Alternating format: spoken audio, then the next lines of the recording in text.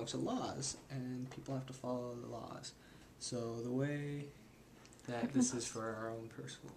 So the way that laws are made are, first, someone in either the House of Representatives or the Senate has to decide how to write the law. So they write up what they think might be a good law, like no riding ostriches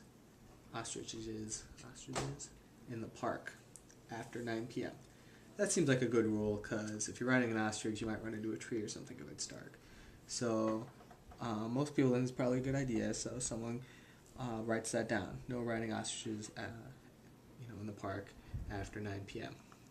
And so he gets all the other House representatives together, Congress people together, and says, okay, I think we should make this bill into a law.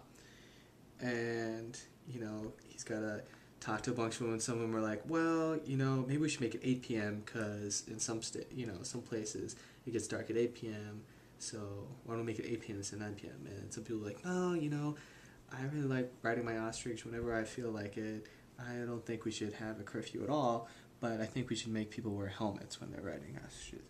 And so, as you might imagine, getting 500 or 400 some people that all agree on the exact same wording, especially when these people are particularly annoying individuals to begin with, it can be tough. But eventually, maybe the guy who wants it at 8 p.m. will consent and say, okay, let's do it at 9 p.m., but you got to include this helmet law too, because I like that. That's a good idea. And so the guy's like, okay, we'll make it at 9 p.m., and we'll include the helmet thing.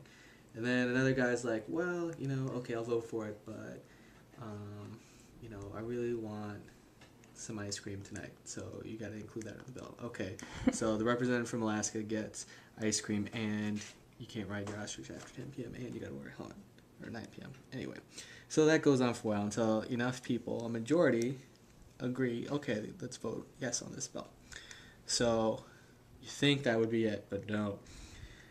Then they got to wrangle everyone in the Senate, and they got to get at least a majority in the Senate to agree it's a good idea.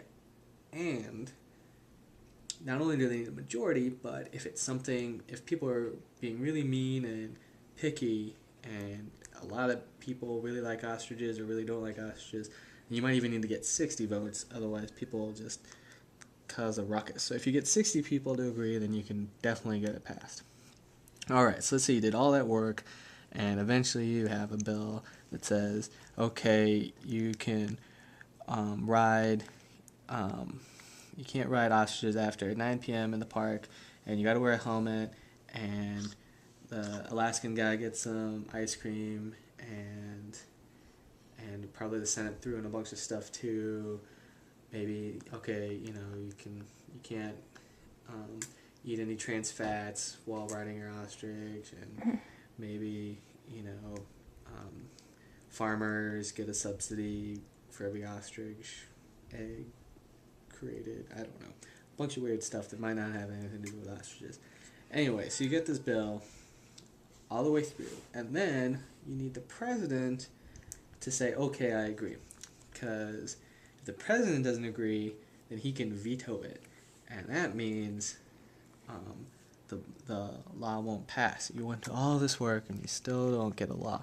So what you need to do then, let's say the president really is kind of a nutball and likes riding ostriches in the middle of the night, because that's how he gets his kicks.